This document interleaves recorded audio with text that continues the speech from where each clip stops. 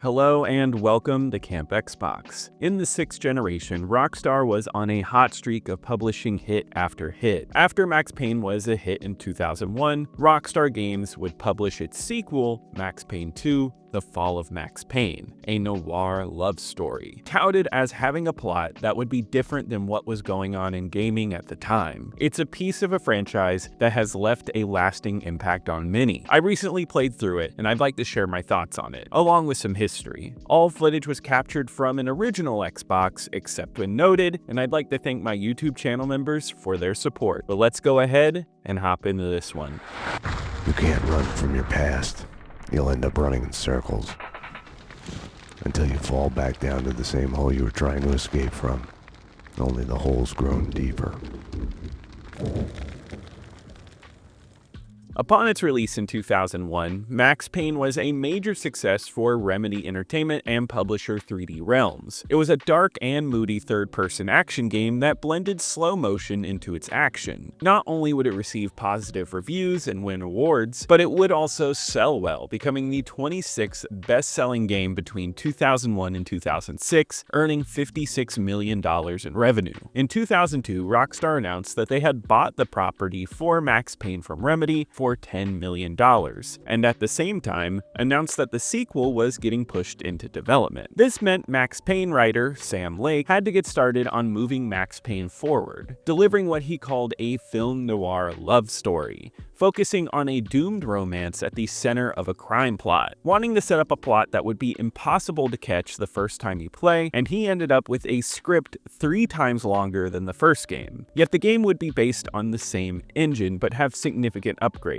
with some outlets being astounded by the power it was pulling off on PC, but still playing close to the original. Max Payne's iconic smirk would leave, and it would be replaced by actor Timothy Gibbs, though the equally iconic voice actor James McCaffrey would stay on for his voice. The game would be heavily promoted leading up to its release, showing up at E3 and getting articles in multiple gaming magazines. The biggest push was the bullet time had become a gaming cliche, and they had tweaked it to still remain fresh with an all-new slowdown technique where Max still moved in real time. The plot was the heaviest focus though, with Game Informer asking if modern audiences were ready for a mature character-driven action game. Max Payne first released on PC on October 15th, 2003. It would make its way to Xbox on November 25th, 2003 with a European release on December 5th, the same month the PS2 version would be released. Personally, I recall this game's release.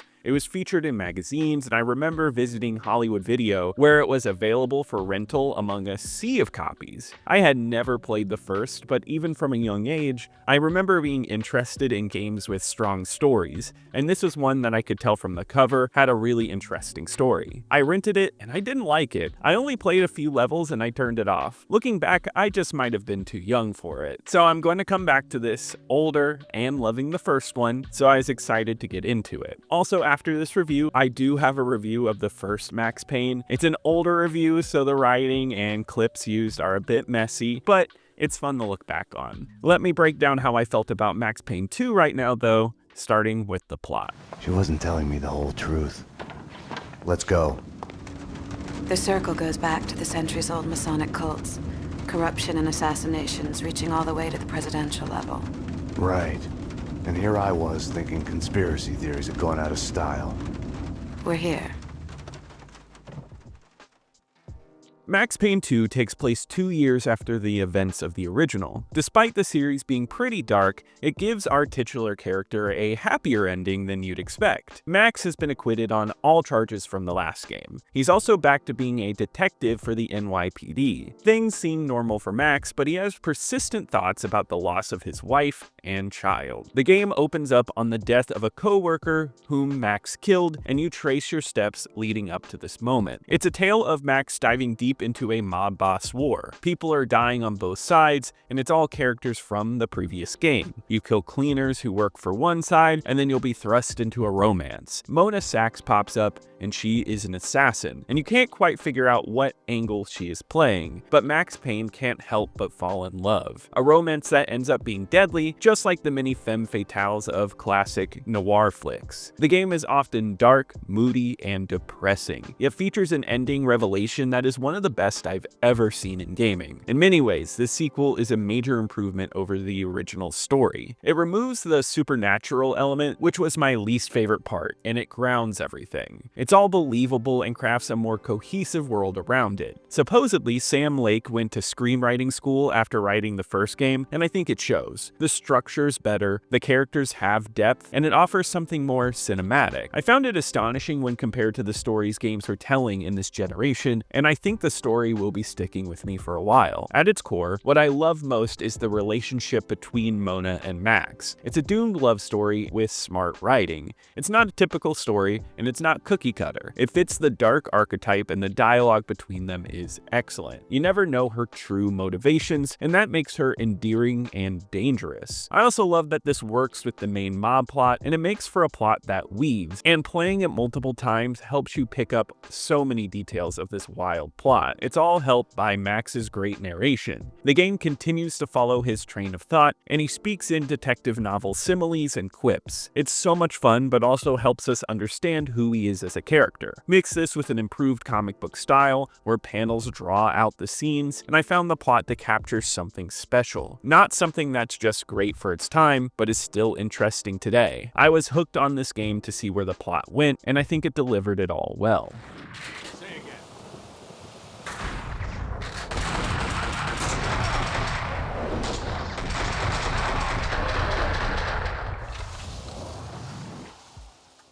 Max Payne 2 retains the essence of the original, and playing this one felt like returning to it, making it feel familiar. This is a third-person shooter, but the movement is not as smooth as you might expect from a shooter of the era. I like to think of it as feeling like PC movement, but on console, where the stick's movements work a bit more rigidly, like hitting WASD on the keyboard. This was a PC game first, so it's a holdover from that for sure. Not that I mind that anyway. To me, this is part of the unique feel of Max Payne, and there's nothing quite like it on the console. The first game was similar to this, but it feels cleaned up here. There's a bit more smoothness, and I felt like I had more control over the characters when jumping around. The sense of movement is essential because the game is focused on bullet time slow motion action. Just like the original, you can dive and it will slow down time, allowing you to hit enemies easier. It's the type of game where you will always be getting hurt. Enemies will be shooting at you constantly, and it's essential to be using this mixed with your other slowdown mechanic. This is new here, and it allows you to slow down time and move around. This is amazing, and it helps show off the incredible ragdoll physics. It felt like a full action movie the way you roll through areas using the slowdown and killing enemies everywhere. You have to kill enemies in order to keep the slowdown, so it feels like this constant action the whole playtime. I feel like the action here is extremely smooth, and the gunplay all around is fluid and works well. It's helpful that the level design is set up to keep the action flow going. It's set in realistic places, and you move from room to room. You have to stay on your toes and prepare, since enemies will pop up and flank you from everywhere. This game's action really doesn't have any slow moments unless you make it happen, which you'll do by looking at incredible details and elements packed into each level. Otherwise, if you keep moving, you are going to be in action nonstop. It helps drive the action and plot together to keep everything fun and going smoothly. The dynamic levels help this with a lot of small details that pop up. There are a ton of TVs to sit and watch, character interactions happening outside of yourself that you can just look at, and objects to interact with. I'm surprised by how dynamic it all is, especially when it comes to explosions. Explosions destroy everything and pieces fly all over the place. I do think my main issue here is the reuse of levels, and it's probably my only point of contention. I think this game backtracks to older levels, not only earlier in Max Payne 2, but also also from the original. Callbacks are nice, and I get for story you have to retread a bit, but I love the levels so much that I wish we got more unique ones. Maybe since it's only around a 6-hour game, I felt like there just weren't enough levels to feel grand. Yet what we do get in level design is very well done. A nice touch here is quick saving. This is a lifesaver, since this game can ramp up in difficulty, and not having to repeat whole levels is nice. Also, the nightmare levels are so much better than they were in Max Payne 1, not doing this odd forced platforming bit and allowing it to move the story forward. Once you get through this game though, it is so quick that you wish there was more. You do unlock more difficulties upon beating it, and the hardest difficulty does have a different ending. There's a survival wave mode and a speedrun mode, so there are some nice additions to keep you around. And I'll be honest too, this is a game where I started a new run right after beating it. It was fun, but also the story mixed with that kept me around. Max Payne 2 takes the great bullet time gameplay of the original and manages to make it smoother, feel more action-packed, and is all around a great time to play.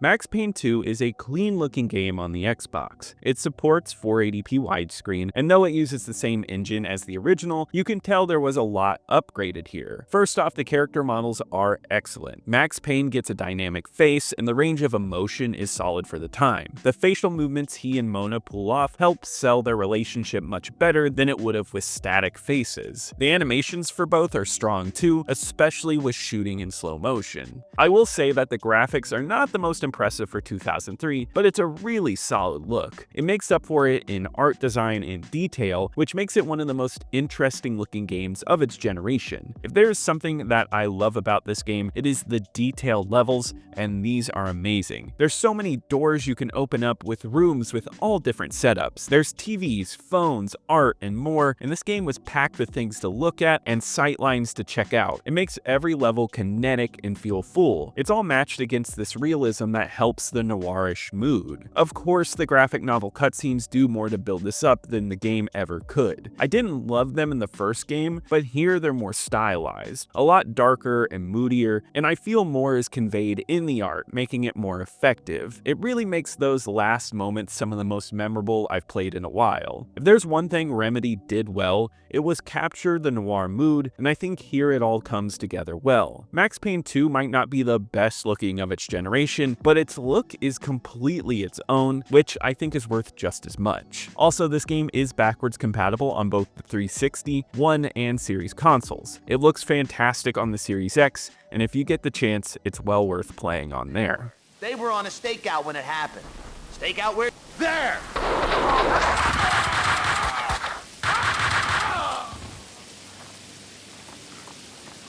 I don't think Max Payne would work as well as it does without the voice acting. James McCaffrey, just like in the original, makes Max Payne. His tone, the way he narrates the plot, and the overall work here is excellent. The Things That I Want by Max Payne.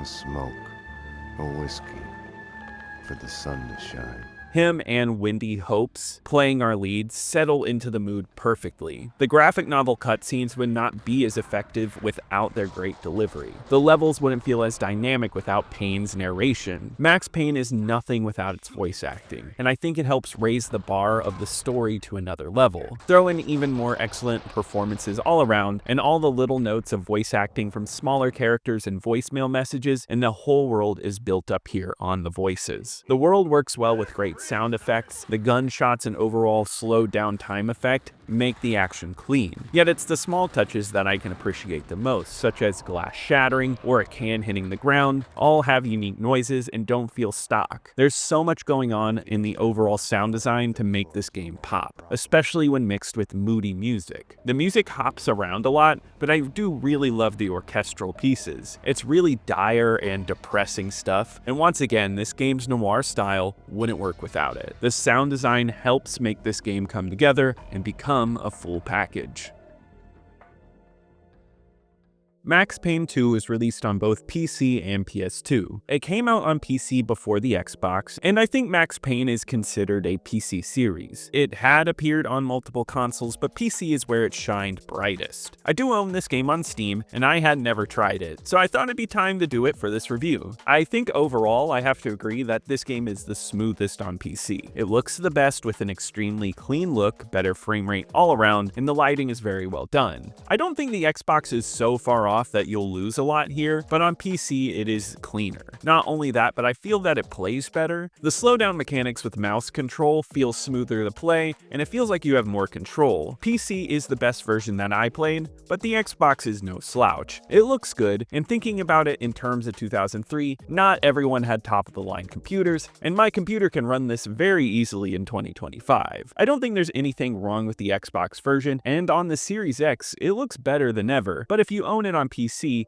I found that to be my favorite way to play. Now let's talk about the PS2 version, which I do own as well, so I thought why not take a look at this one too. The PS2 version is all around the worst of the three. I think it still plays fine and is still a great game, so it's not going to be awful by any means, but the Xbox and PC versions are better. The PS2 has the weakest look graphically, though it does support 16:9. The lighting, faces, and frame rate are weaker. It's a much uglier looking game, load times were worse, and I noticed there was no quick save option, which is essential to Max Payne in my opinion. Overall, it's the weakest way to play. The Xbox is better than that with a stronger look and better sound, yet the PC version is the best controlling and looking of the bunch.